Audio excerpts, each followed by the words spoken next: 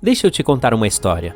Em um sistema estelar muito, muito distante, para ser preciso, a 2.600 anos-luz de distância, existe um exoplaneta chamado Kepler 1658b. É um gigante gasoso que se assemelha ao nosso Júpiter. Mas o que o diferencia de Júpiter é que esse pobre planeta está condenado.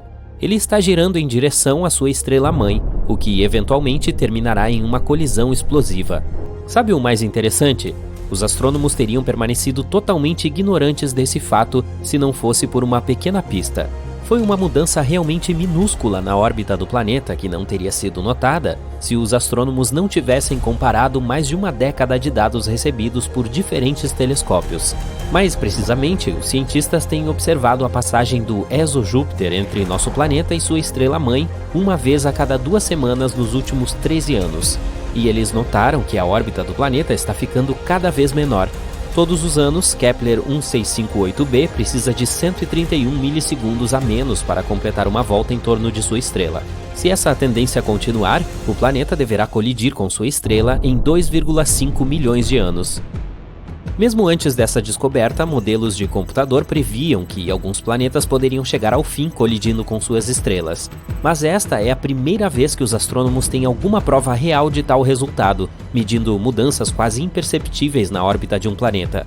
Eles agora sabem com certeza o que acontece quando um planeta vai colidir com sua estrela, mesmo que provavelmente não estejamos por perto para testemunhar isso.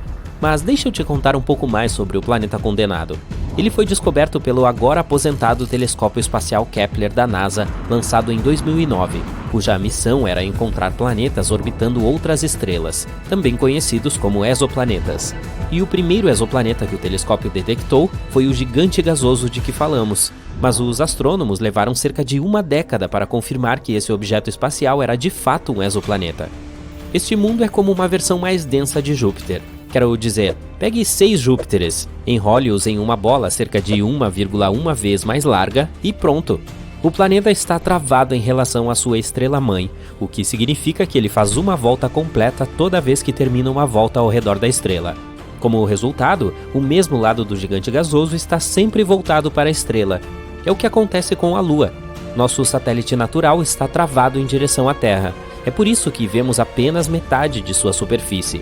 Agora, o que está fazendo o exo-Júpiter ser puxado para sua estrela?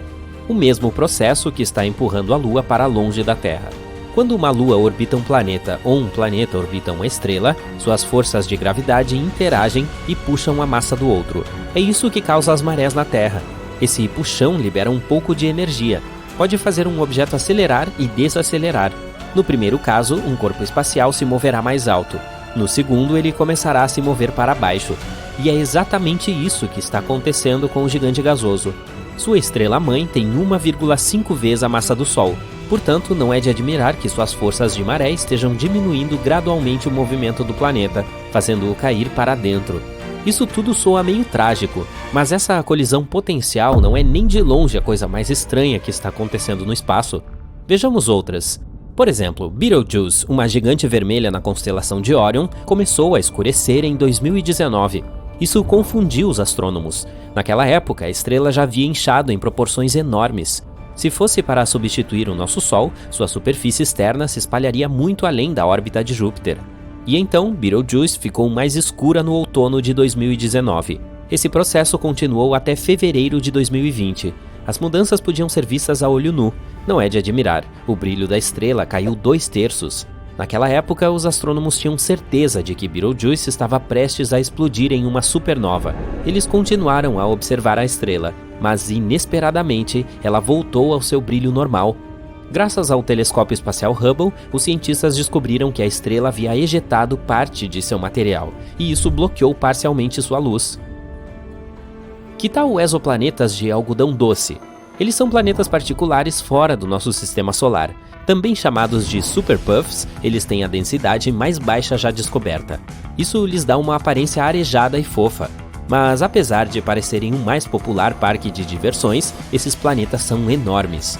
Pensando bem, os cientistas frequentemente descobrem coisas estranhas no espaço. Alguns parecem bolhas borradas, mas há um tipo dessas bolhas que não se parece com nenhum outro corpo espacial conhecido. Os Odd Radio Circles são visíveis apenas em radiotelescópios. Eles podem ser restos de supernovas. Mas alguns astrônomos chegam a afirmar que eles podem ser as gargantas de buracos de minhoca, túneis hipotéticos entre dois pontos muito distantes no espaço. A missão Juno notou algo estranho na atmosfera superior de Júpiter. O fenômeno incomum eram sprites azuis e elfos girando acima da superfície do planeta. São dois tipos de flashes de luz brilhantes que aparecem por curtos períodos de tempo, meros milissegundos.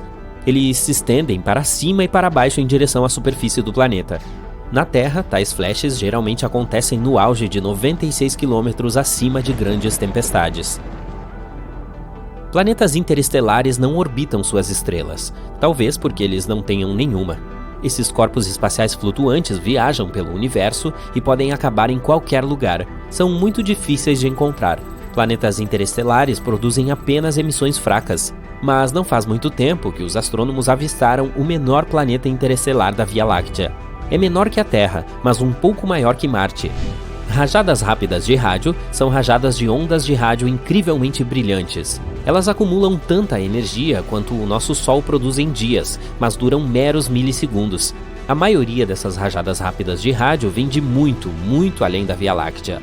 Mas recentemente os astrônomos detectaram algumas originárias de nossa galáxia, e a fonte é um magnetar a apenas 30 mil anos-luz de distância do nosso planeta. Se existir, a massa nuclear é o material mais forte de todo o universo. Formada a partir das sobras de estrelas extintas, essa substância é espremida em emaranhados de material semelhantes a espaguetes. Ela pode quebrar, mas apenas se você aplicar 10 bilhões de vezes a pressão necessária para quebrar o aço. Não muito tempo atrás, os cientistas descobriram que uma das estrelas mais massivas da vizinhança havia acabado de desaparecer. Era uma estrela a 75 milhões de anos-luz da Terra. Normalmente estaria muito longe para os astrônomos verem claramente as estrelas, a menos que sejam enormes. E a estrela de que falamos era enorme. Estava brilhando 2,5 milhões de vezes mais que o Sol. Os astrônomos viram essa estrela pela última vez em 2011. Eles decidiram examiná-la mais de perto vários anos depois, mas já era tarde demais. A estrela tinha desaparecido. Essas estrelas massivas geralmente se apagam em supernovas extremamente brilhantes, mas os astrônomos não notaram nada disso neste caso. Há uma teoria de que a estrela entrou em colapso em um buraco negro sem desencadear uma supernova primeiro. Isso ocorre entre estrelas que se aproximam do fim de suas vidas, mas muito, muito raramente. Existem buracos negros, e pode haver mini buracos negros, mesmo que sua existência ainda não tenha sido comprovada. Ao contrário de seus irmãos massivos, os mini buracos negros hipotéticos podem ser realmente minúsculos, não maiores que um átomo. Sua massa pode variar, mas apenas uma coisa minúscula pode ter a massa de 1000 sedãs. Uma teoria afirma que toneladas de microburacos negros poderiam ter sido criados logo após o Big Bang e o início do universo. Alguns cientistas chegam a dizer que alguns mini buracos negros passam pelo nosso planeta todos os dias. A mais de 7 mil anos-luz da Terra está a nebulosa da Águia, um jovem aglomerado de estrelas com apenas 5,5 milhões de anos. O telescópio espacial Hubble conseguiu tirar uma imagem de várias silhuetas escuras perto do centro da nebulosa. Esses são os chamados pilares da criação, uma região ativa de formação de estrelas. Não é super legal? Nuvens de fogo e fumaça surgem e o foguete é lançado. O Delta IV Heavy é um dos foguetes mais poderosos já existentes. 3 motores enormes queimam toneladas de combustível, ajudando a nave espacial a ganhar altitude. Os 2 auxiliares laterais desencaixam, deixando o núcleo comum do auxiliar para a subida adicional. Quando em órbita, o foguete libera sua carga útil. Essa é a sonda Parker Solar, a primeira nave espacial a tocar o Sol. E seguiremos sua jornada passo a passo. A sonda foi lançada em 12 de agosto de 2018 e começou sua jornada em direção à nossa estrela. O Sol está a 150 milhões de quilômetros de distância da Terra. Isso é 390 vezes a distância Terra-Lua e 36 mil vezes a largura dos Estados Unidos de costa a costa. As partículas de luz que o Sol emite precisam de 8 minutos para percorrer essa distância. Para nossos foguetes convencionais, essa viagem levaria mais de 200 dias, mas a Parker Solar cobriu mais rápido usando manobras gravitacionais. No caminho da Terra para o Sol, a sonda circulou em torno do nosso vizinho Vênus. Tudo o que tinha que fazer era entrar no campo gravitacional do planeta e se deixar ser atraída. Nesse ponto, nossa sonda espacial recebeu um impulso extra, sem precisar desperdiçar nenhum combustível. Depois de fazer uma órbita, os motores da sonda espacial mudaram a trajetória e a sonda deixou a órbita de Vênus com aceleração suficiente para viajar para o Sol. E, em 5 de novembro de 2018, a sonda Parker Solar fez sua primeira aproximação ao Sol. Antes de tocar sua superfície, a nave espacial teve que entrar na órbita da estrela. Para conseguir isso, fez mais manobras gravitacionais. Somente depois disso é que ela começou a circular pelo Sol, o objeto mais pesado do sistema solar e com a gravidade mais poderosa. Então, isso dará à sonda uma quantidade incrível de aceleração a cada sobrevoo. A Parker Solar estava constantemente se movendo entre dois pontos. Eles eram o periélio e afélio. Olha, aqui está o Sol, e aqui está a órbita da sonda em forma de elipse. O ponto mais próximo do Sol é o periélio. O Sol estava puxando a sonda para lá a uma velocidade incrível. Neste ponto, a sonda começou a se afastar da estrela. Ainda tinha muita velocidade e energia, mas estava lutando contra a força gravitacional da estrela, e então, gradualmente diminuiu. O ponto em que a sonda perdeu toda a sua aceleração é chamado de afélio. A força gravitacional da estrela venceu, e a sonda começou a se mover de volta em direção ao Sol, ganhando velocidade novamente. A sonda fez várias voltas seguindo uma órbita estável, mas depois sua órbita se cruzou com a de Vênus novamente. Outra manobra gravitacional. Depois disso, a trajetória da Parker Solar mudou ligeiramente e ganhou mais velocidade. O ponto periélio de sua órbita estava agora mais próximo do Sol. A sonda fez várias outras voltas seguindo essa nova órbita, e então novamente se aproximou de Vênus, outra abordagem ao Sol. Cada encontro com Vênus corrigia a trajetória da sonda e reduzia gradualmente sua distância da nossa estrela. Em abril de 2021, a sonda Parker Solar finalmente chegou tão perto do Sol que tocou a sua coroa.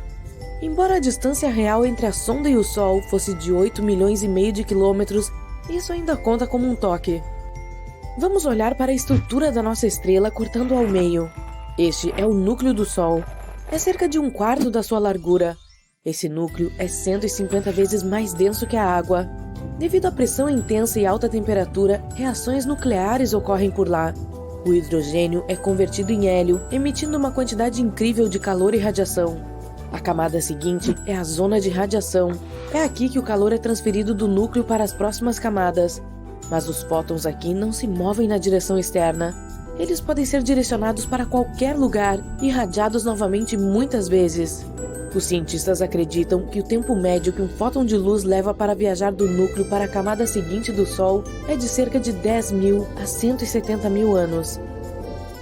Depois tem a zona de convecção. Esta é aqui a considerada a superfície do Sol. Mas não é uma superfície sólida, é um oceano de plasma quente.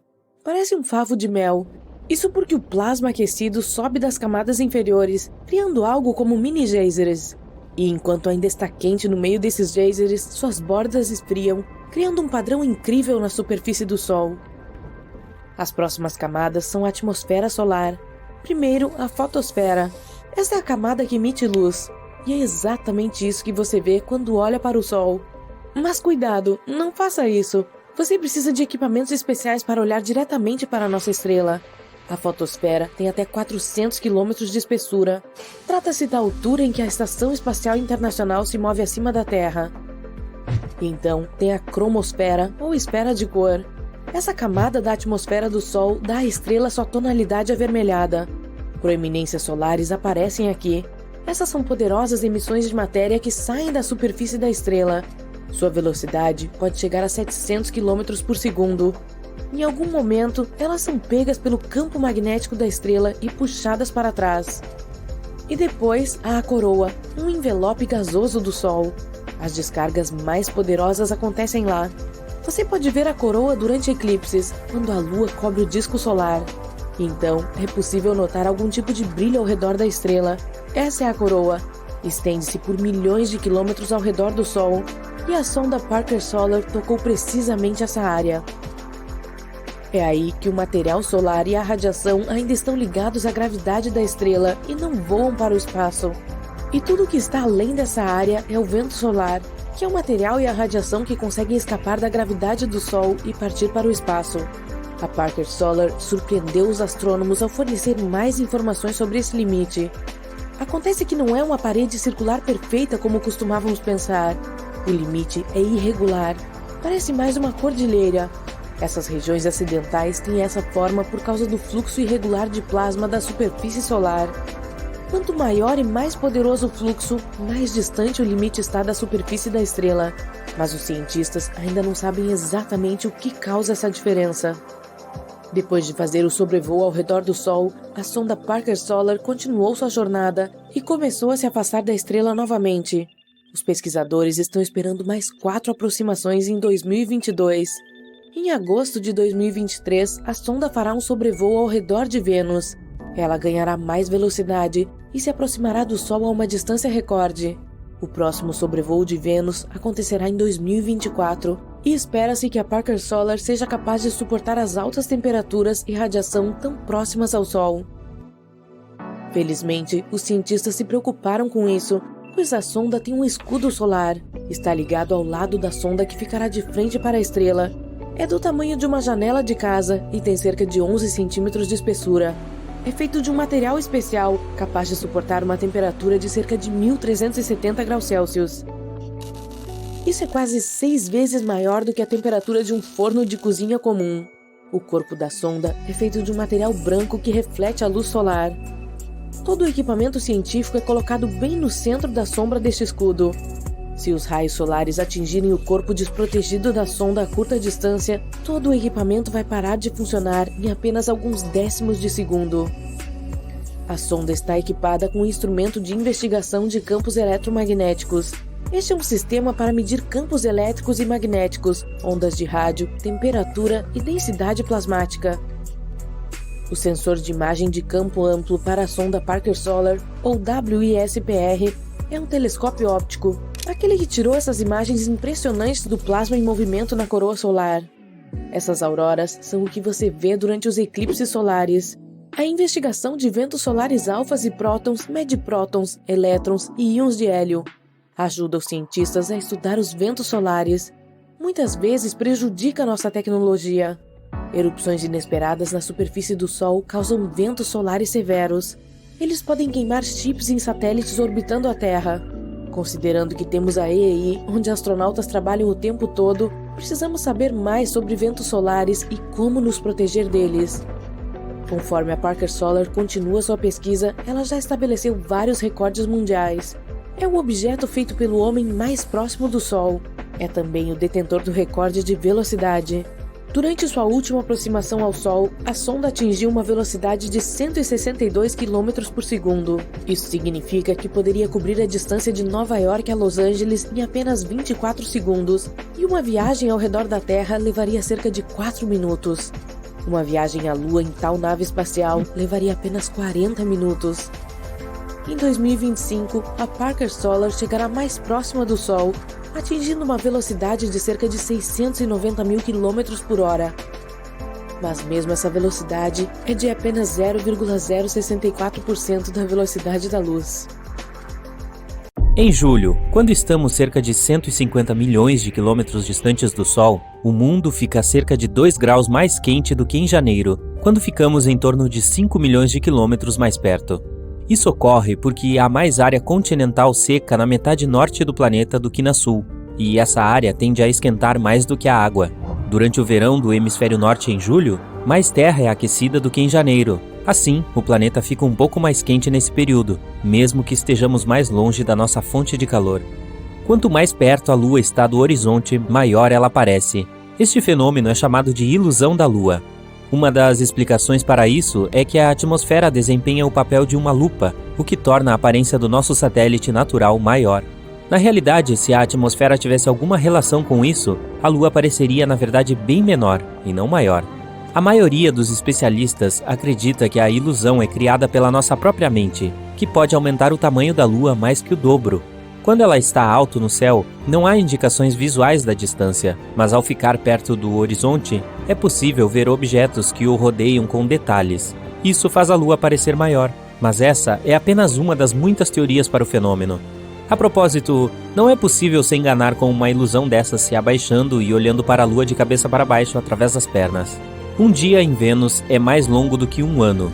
O planeta leva 243 dias terrestres para girar em torno de si e apenas 225 dias terrestres para dar a volta completa em torno do Sol. Cerca de 5 milhões de anos atrás, o buraco negro supermassivo no centro da nossa galáxia lançou uma estrela, e ela agora está viajando para a Via Láctea 10 vezes mais rápido do que qualquer outra no espaço. Os anéis de Saturno são muito finos em comparação ao tamanho do planeta. Se você tivesse um modelo em escala dele, com 75 centímetros de largura, os anéis seriam 10.000 vezes mais finos do que uma lâmina de barbear. Mercúrio tem poucos bilhões de anos. Em 2016, os cientistas descobriram algumas anomalias na superfície do planeta, mostrando que ele está ficando menor. Depois de mais pesquisas, descobriram que Mercúrio não terminou seu resfriamento ainda. A Terra e a Lua estão gradualmente se afastando, tão lentamente quanto o crescimento das nossas unhas. Este é o outro lado da força gravitacional do nosso satélite. Ele cria marés nos oceanos da Terra e os atrai, o que faz nosso planeta acelerar. Este, por sua vez, move o satélite para uma órbita mais alta. Em tempos pré-históricos, a Lua ficava muito mais perto daqui do que agora. Felizmente, nós não a perderemos.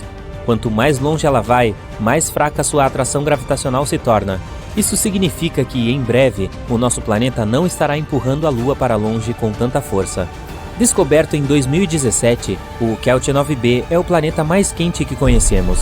Da próxima vez que você estiver reclamando do calor em um dia escaldante de verão, lembre-se que as temperaturas por lá podem chegar a 4.300 graus. Isso porque ele orbita muito perto da estrela dele, chamada de Kelt 9. Por sinal, ela é muito mais quente e maior do que o nosso Sol. Especialistas acreditam que essa estrela gigante algum dia poderia evaporar todo o planeta com seu calor intenso. Algo como uma espécie de sauna solar escaldante, não?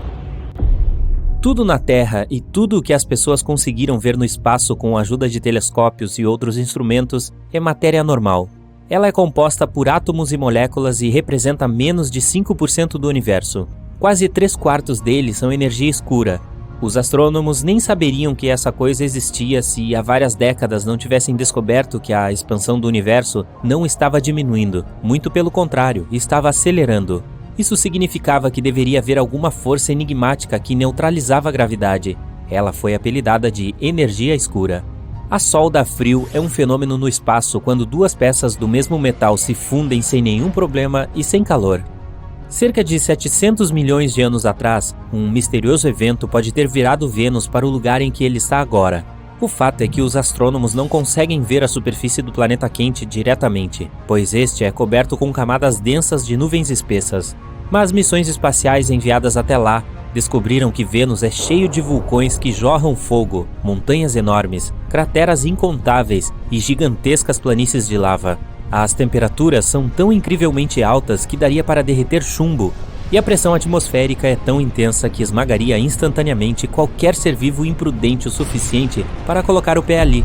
Se isso não bastasse, a atmosfera é cheia de nuvens nocivas de ácido sulfúrico, com um cheiro pior que o de ovo podre.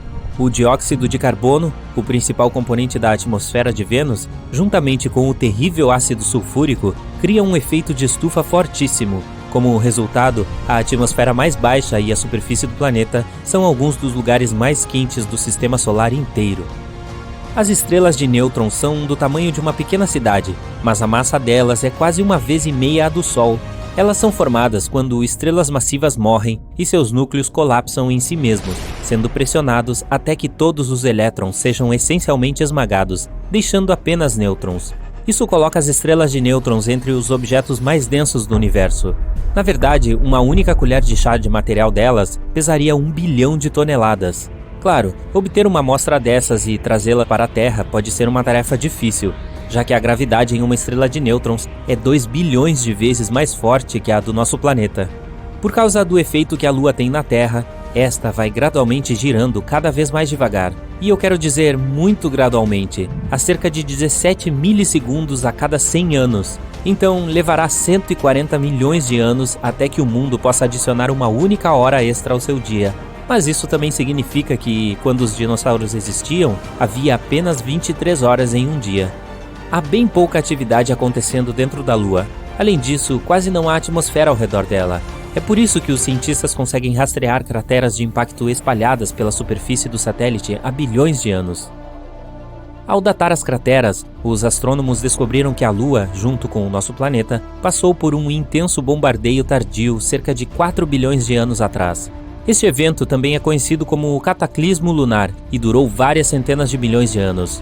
Enquanto ele ocorreu, um número extraordinariamente grande de asteroides colidiu com a Terra, Mercúrio, Marte e Vênus. A mais nova teoria científica afirma que Vênus poderia ter tido um clima agradável e estável por bilhões de anos antes de algo dar errado.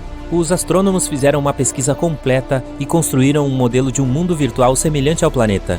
Esse modelo demonstrou que, durante a maior parte da sua história, ele teve oceanos com água líquida, temperaturas moderadas e placas tectônicas estáveis. Na verdade, se parecia com a Terra quando esta surgiu. Os cientistas supõem que esse período de desenvolvimento semelhante ao daqui pode ter durado mais de 3 bilhões de anos. Saturno é um planeta com ventos que viajam a mais de 1.770 km por hora no Equador. É também o que tem os anéis mais proeminentes. A atmosfera não é muito diferente da superfície, mas quanto mais fundo se vai, maior fica a pressão e o hidrogênio se torna líquido. Mais para o centro do planeta, esse gás liquefeito se transforma em hidrogênio metálico. Assim como Júpiter, Saturno pode ter um núcleo rochoso, com hidrogênio e hélio ao redor. Por outro lado, mesmo que seja feito de material rochoso, essa parte ainda pode ser líquida. Os humanos exploram o espaço há mais de 60 anos, e o esforço certamente valeu a pena. Todos os planetas do nosso sistema solar já foram explorados, até mesmo os anões Plutão e Ceres. A maior parte das explorações foi feita pelo programa Voyager, da NASA, que começou em 1977. As Voyager 1 e 2 coletaram informações sobre os planetas, suas luas e seus sistemas únicos de anéis e campos magnéticos. Essas espaçonaves gêmeas continuam enviando dados para a Terra, e a Voyager 1 está atualmente no espaço. O céu pode parecer bastante tranquilo quando você o observa da Terra, mas a Via Láctea está caminhando para uma colisão gigantesca com a galáxia de Andrômeda. Daqui a 4 bilhões de anos, já pode programar seu alarme. Essas galáxias se encontrarão e nenhuma delas sobreviverá. As estrelas serão reviradas e as constelações serão desfeitas. Por fim, as duas gigantes se fundirão e formarão uma galáxia elíptica. Mas, de acordo com a National Geographic, nosso Sol e a Terra sobreviverão. Bom, já estou me programando desde já para esse evento.